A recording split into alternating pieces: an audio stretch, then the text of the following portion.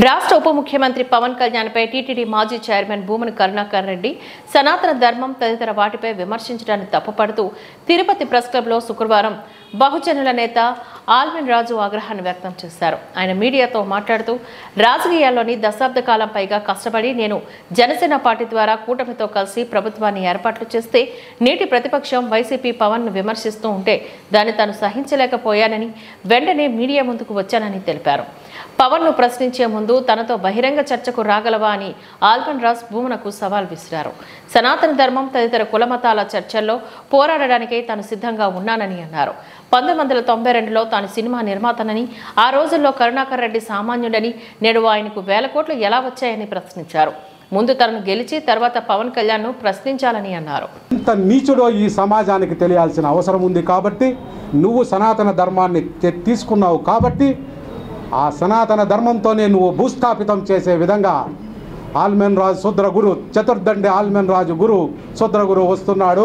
కబద్దార్ కరుణాకర్ రెడ్డి, ఇవి రాకూడదనుకుంటే నువ్వు నాతో చర్చకు రా, నేను నీకు సరెండర్ అవుతా.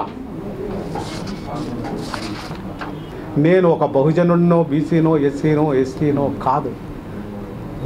ఈరోజు మనం ఏమి మాట్లాడినా బ్రాహ్మణులు బ్రాహ్మణులు బ్రాహ్మణులు అని అంటున్నాం, నిందిస్తుంటాం.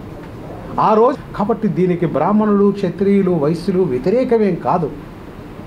వాస్తవాల్ని చెప్పకపోవడం వల్లనే మనం ఇన్ని వందల వేల సంవత్సరాలైనా ఓ బ్రాహ్మణ జాతి, క్షత్రియ జాతి, వైశ్య జాతి మమ్మల్ని తొక్కింది అంటున్నాం. ఈరోజు మనల్ని తొక్కుతున్నది ఎవరు? బీసీల్లో ఈరోజు ఎంబీసీలు కానీ, డిఎన్టీలు కానీ ఏ పరిస్థితుల్లో ఉన్నారు? బీసీల్లో అగ్ర బీసీలు అనేటువంటి వ్యక్తులు వారికి సరైన అవకాశం ఇచ్చినప్పుడు మన బ్రాహ్మణులను, క్షత్రియులను, లేదు రెడ్లను, కమ్మలను నిందించడం ఏంటి? కాబట్టి సమాజంలో చరిత్ర పట్ల అవగాహన లేకపోతే మనం ఇలాంటి మాటలే మాట్లాడతాం. కాబట్టి చరిత్ర పట్ల తెలియాలి. కాబట్టి ఈరోజు సనాతన ధర్మాన్ని తీసుకొని వచ్చి నడి రోడ్లో పెట్టే పరిస్థితికి వచ్చింది. కాబట్టి ఈరోజు అదే బహుజనులతో, అదే దళిత బలహీన వర్గాలతో ఈ సనాతన ధర్మాన్ని పునర్నిర్మిస్తాం. సనాతన ధర్మాన్ని నిర్వర్తించడం అంటే మనిషి జీవన విధానాన్ని అందరికీ సమానంగా కల్పించడమే, అంతేగాని ఇదేదో వేదమో మంత్రమో కాదు. ఆయన అన్నాడు మంత్రతంత్ర, ఇక్కడ ఉన్నాడు ఆయన ఏమన్నాడు? పరివ్రాజకాచార్య మంత్రశాస్త్ర పయోనిధి నవరూప నారాయణ నిత్య సత్య ప్రవచనాల దీక్షాపరుడు అస్ఖలిత బ్రహ్మచర్య దీక్షాపరుడు సనాతన ధర్మ పరిరక్షణ బోర్డు పీఠాధిపతి అని అన్నాడు. ఈ పదాలు ఆయనకి యాడ్ నుంచి వచ్చాయో కూడా రాసిస్తే వచ్చారు. ఈ ప్రెస్ మీటు అరగంటలో నేను పేపర్ పెన్ ఎత్తుకొని రాశా, అందుకే దాంట్లో కొట్టొచ్చింది. కాబట్టి నేను నీతో ఛాలెంజ్ చేస్తున్నా.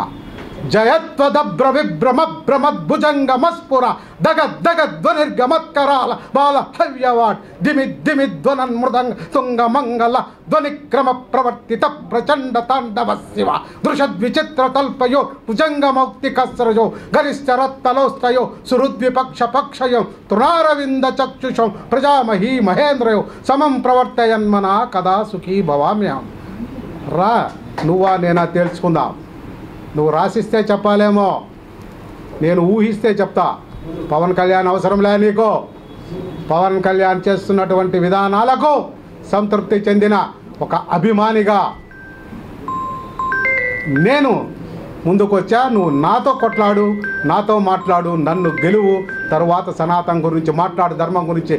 లేదా ఏమవుతుందో ఈ సనాతన ధర్మం పైకి తెచ్చినందువలన రాబోయే కాలంలో నువ్వే చూడబోతున్నావు.